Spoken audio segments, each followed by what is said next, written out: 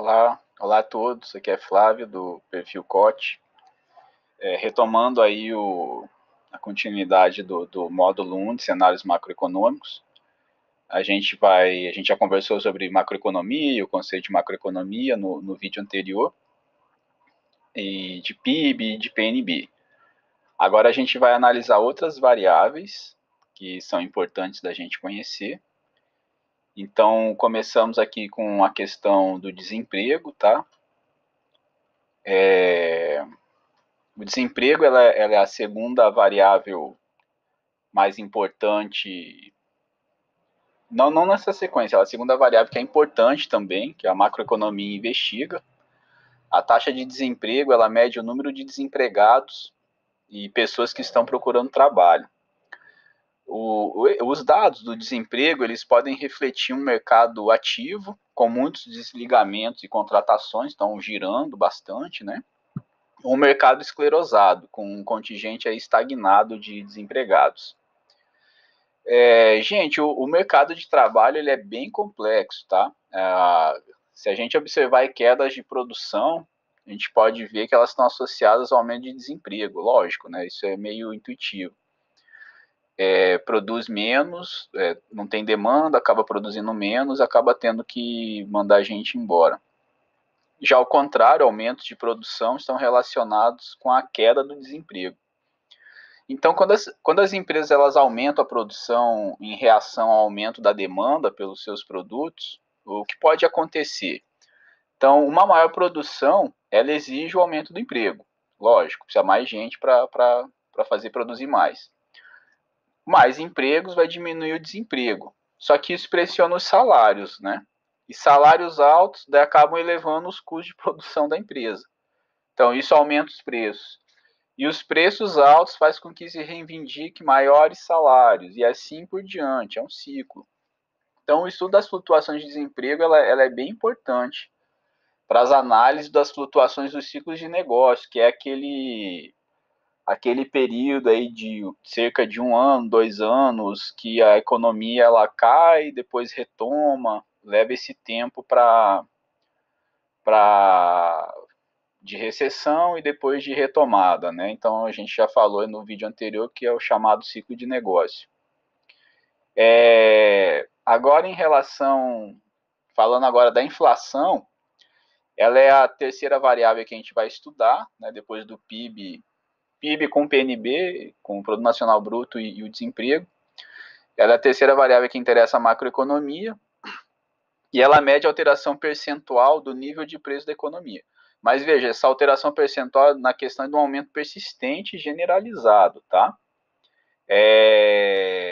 Então, assim, as coisas estão aumentando e as pessoas estão pagando por isso. Então, isso gera inflação.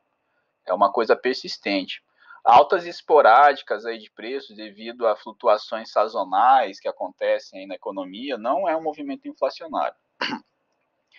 Então, as fontes de inflação, a depender de cada economia, então cada economia tem uma característica aí que uma influencia mais, outra menos, são as seguintes. Então, tem a ver com o tipo de estrutura do mercado, se ele é oligopolista ou concorrencial. Então, o oligopolista é aquela situação de mercado em que poucas empresas detêm o controle da maior parcela do mercado. Isso faz aí aumentar preço. E o concorrencial é o contrário, tem uma disputa aí, uma briga por cliente, por demanda pelo produto que faz o preço ficar mais tranquilo. Então, esse tipo de mercado, a estrutura do mercado, tem a ver com a questão do condicionamento à capacidade de repassar ou não o aumento de custos aos produtos. Então, se há concorrência, por exemplo, o repasse de aumento de custo é limitado. Se não tem concorrência, aí o empresário consegue repassar mais fácil o preço que ele está cobrando aí pelo produto.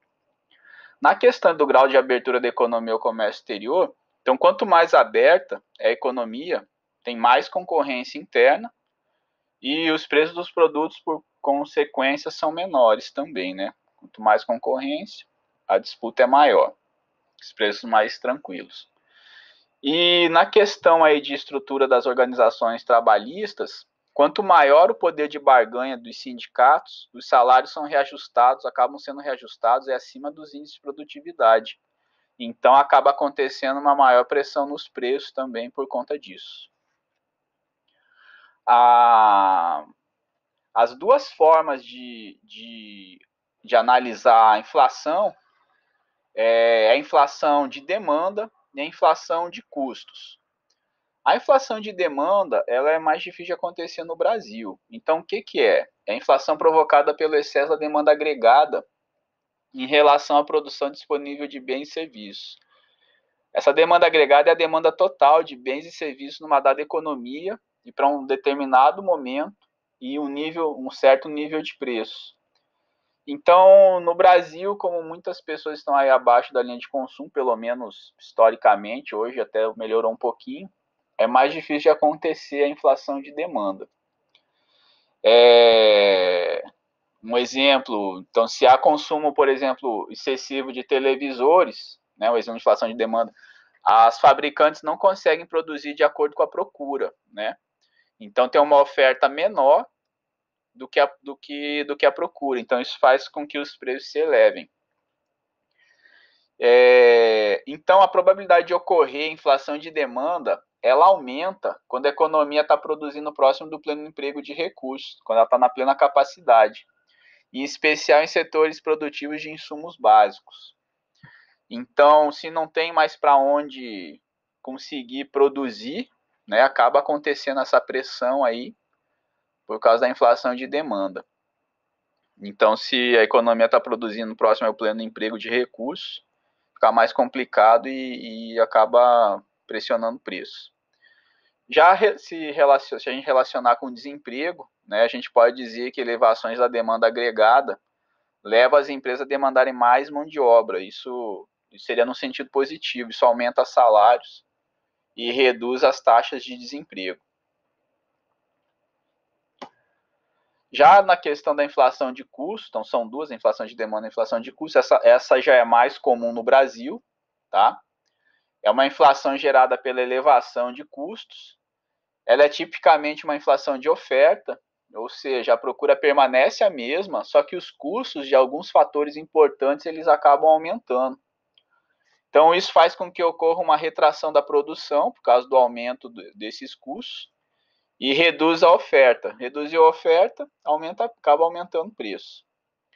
E as causas mais comuns de aumentos do custo de produção são os aumentos salariais, principalmente quando os sindicatos do país são fortes. Os aumentos do custo de matéria-prima, por exemplo, lá quando deu crise de petróleo, né, acaba aumentando sensivelmente o custo de transporte de energia que tem base no diesel. Então, isso aumenta aí o custo dessa matéria-prima. Ou, por exemplo, assim, fatores climáticos ruins podem impactar a produção agrícola, diminuindo a oferta de alimentos. Isso também faz com que aumentem os preços. E na questão da estrutura de mercado, né, se ele é o monopólio, o oligopólio, daí consegue elevar os seus lucros mais facilmente, com aumento de preço, acima da elevação dos custos de produção. Então, acaba repassando aí, né, quando tem uma estrutura de mercado com monopólios e oligopólios. Já se não fosse assim, já não teria tanta pressão. E quais os efeitos da inflação? Os mais importantes são a piora na distribuição de renda, ou seja, principalmente na questão, né, do pessoal do assalariado, eles têm seus salários corrigidos apenas depois do período inflacionário, né? Sempre assim. Isso reduz o seu poder aquisitivo por um certo período, até ocorrer essa correção. Já para os comerciantes, os industriais e o governo, eles conseguem repassar os aumentos dos custos provocados pela inflação de forma mais fácil, né? Então acaba piorando a distribuição de renda e na questão do pessoal assalariado. Já aí na questão do prejuízo do balanço de pagamentos, o que acontece? Há prejuízo quando os preços dos produtos nacionais aumentam em relação aos preços dos produtos estrangeiros. A maior demanda por bens importados, o que faz com que o governo desvalorize a moeda nacional para incentivar as exportações, Isso encarece as importações, em especial de produtos importados, dos quais dependemos, como petróleo e máquinas, e a importação